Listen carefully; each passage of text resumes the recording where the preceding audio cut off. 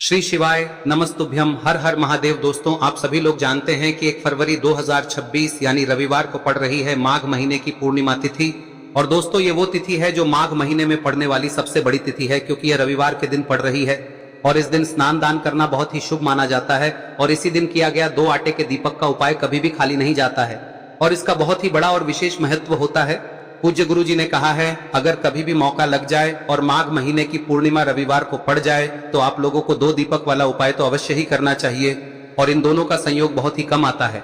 और दोस्तों, पूज्य गुरु जी ने अपनी शिव महापुराण की कथा में बताया है, इस दिन आपको 2 आटे के दीपक वाला उपाय तो अवश्य ही करना चाहिए, क्योंकि ऐसा दिन पूरे साल में सिर्फ एक ही बार आता है।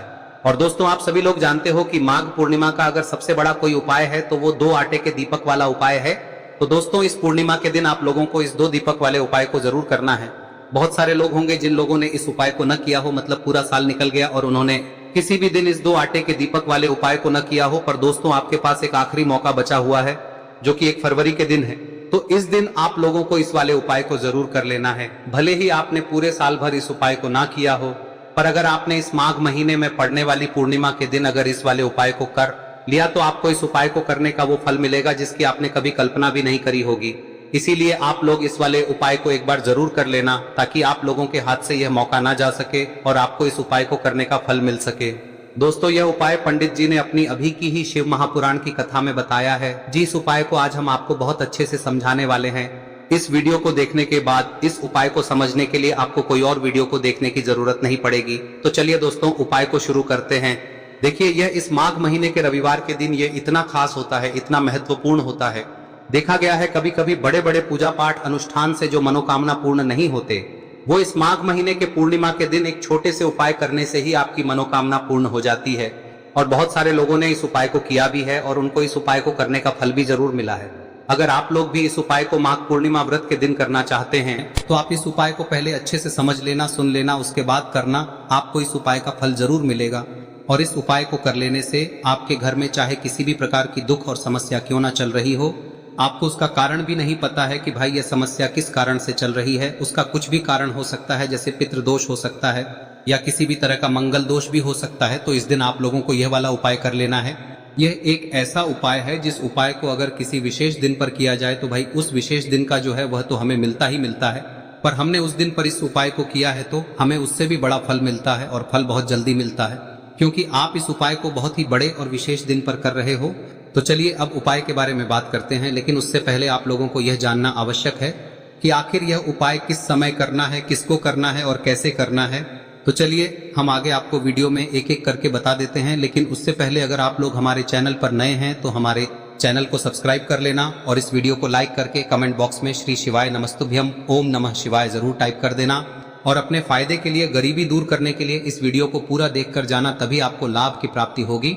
यदि आज आपने वीडियो को बीच बीच में से देखा, काट काट कर देखा, तो आपको जीवन में कभी सफलता हासिल भी नहीं। तो दोस्तों, इस 2 आटे के दीपक वाले उपाय को हमें इस पूर्णिमा के दिन कैसे करना है, किसको करना है, किस समय करना है और कहां पर करना है, ये सारे सवालों के जवाब आपको इस वीडियो में मिल जाएंगे। और जो ये वीडियो देखेगा भाई, उसको 2 आटे के दीपक वाला उपाय जरूर करना चाहिए, क्योंकि इस दिन एक दीपक का भी बहुत ही बड़ा और विशेष महत्व होता है। और जब बात आ जाए 2 आटे के दीपक की, तो ये सोने पे सुहागा वाली बात हो जाती है और ये एक बहुत ही बड़ा उपाय हो जाता है इस माघ पूर्णिमा व्रत का। अब हम समझते हैं इस वाले उपाय को हमें करना किस समय है, इस दीपक वाले उपाय को हमें इस पूर्णिमा के दिन करना किस समय है। तो देखिए, इस उपाय को करने का जो समय है वह सुबह का समय है और शाम का समय भी है। अब देखिए, यहाँ पर हम मुख्य रूप से सुबह का समय नहीं बोलेंगे, क्योंकि 1 फरवरी माघ पूर्णिमा का दिन है और इस दिन प्रदोष काल के समय का बहुत महत्व होता है। बाकी अगर सुबह के समय भी करेंगे तो भी अच्छा होगा, उसमें कोई भी दिक्कत वाली बात नहीं है। तो चलिए जानते हैं इस विशेष उपाय के बारे में।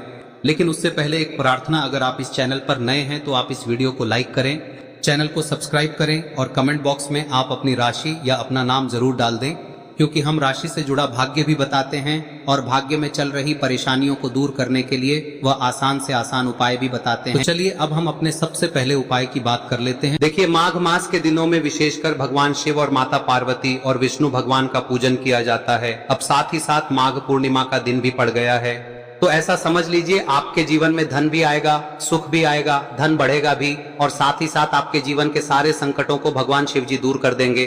तो चलिए सबसे पहले बात कर लेते हैं सबसे पहले उपाय की, जो कि पूर्णिमा वाले दिन आपको विशेषकर करना है। और इस उपाय को करने से आपकी कोई भी ऐसी इच्छा, कोई भी विश जो अभी तक अधूरी है, पूरी नहीं हो रही है, तो आपकी बड़ी से बड़ी विश और मनोकामना भी पूरी हो जाती है। जब आप रविवार पूर्णिमा वाले दिन इस पहले उपाय को कर लेते हैं तो देखिए, आप सभी जानते हैं कि श्री हरि विष्णु जो है उन्हें तुलसी दल सबसे प्रिय है। बिना तुलसी माता के श्री हरि विष्णु अधूरे हैं और बिना तुलसी पत्तों के श्री हरि विष्णु का भोग अधूरा है।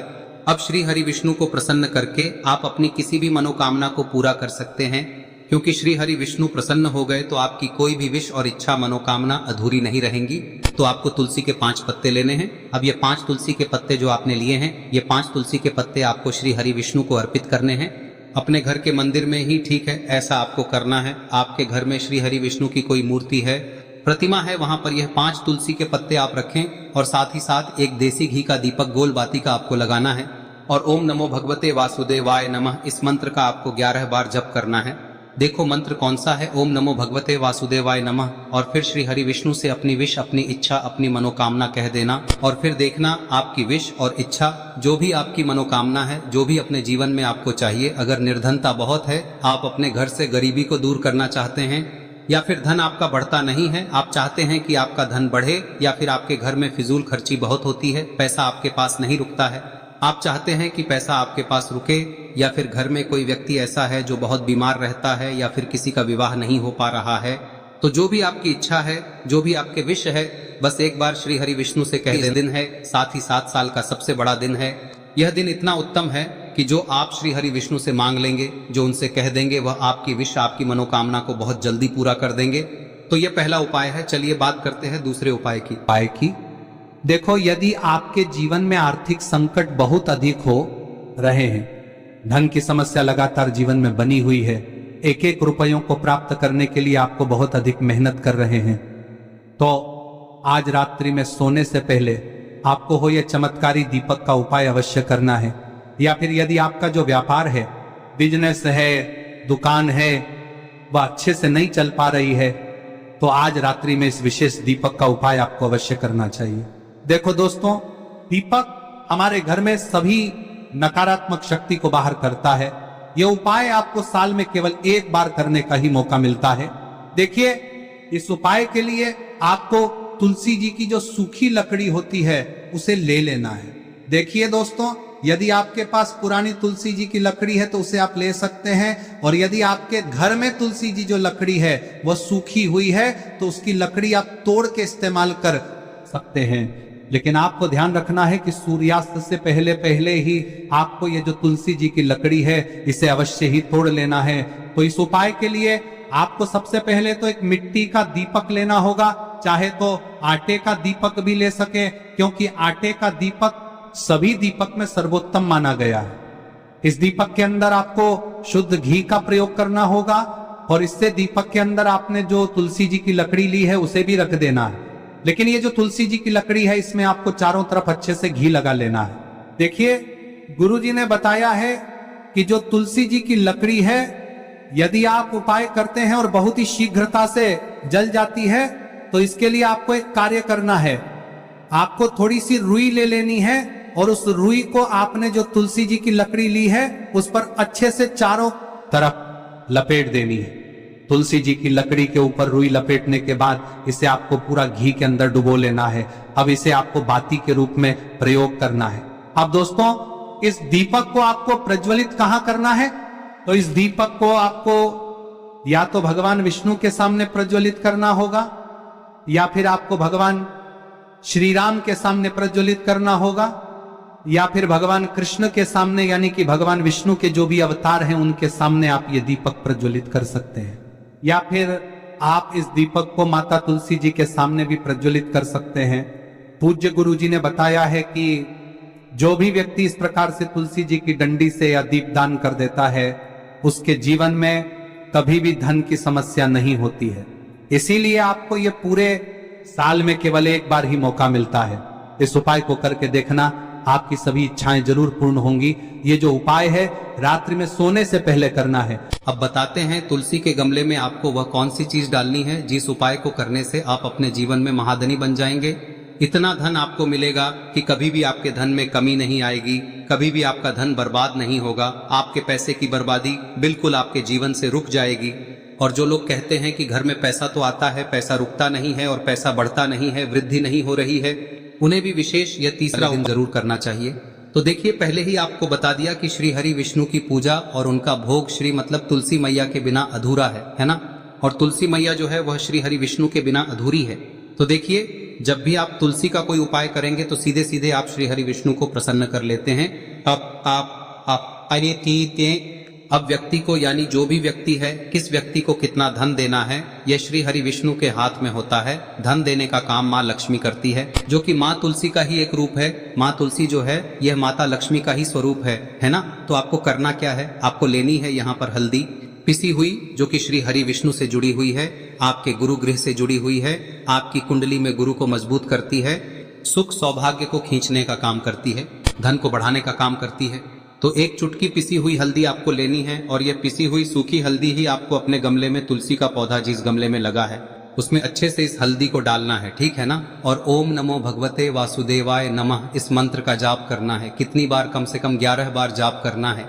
ओम नमो भगवते वासुदेवाय नमः इस मंत्र का जाप करते रहना है और हल्के हल्के से तुलसी के पौधे में आपको पूरे गमले में पीसी हुई हल्दी का छिड़काव करना है। तो देखिए, जो व्यक्ति लेता है, ऐसा समझ लीजिए अपने जीवन से नहीं आने वाली 7 पीढ़ियों के जीवन से निर्धनता और गरीबी को दूर कर देता है। क्योंकि हल्दी जो है ना, यह साधारण नहीं है।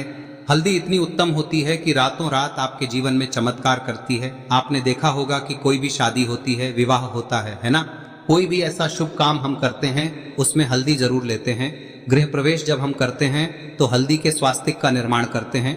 कोई भी अच्छा काम करने जा रहे हैं, हल्दी उसमें लेते हैं और हल्दी जो है ये आपके गुरु ग्रह को मजबूत कर देती है। अगर कुंडली में गुरु कहीं ना कहीं मजबूत है तो इससे उत्तम का मिलेगा नहीं। बहुत ही उत्तम उपाय है, तुलसी के गमले में एक चुटकी पीसी हुई हल्दी डालना है, तो यह बहुत ही उत्तम उपाय है।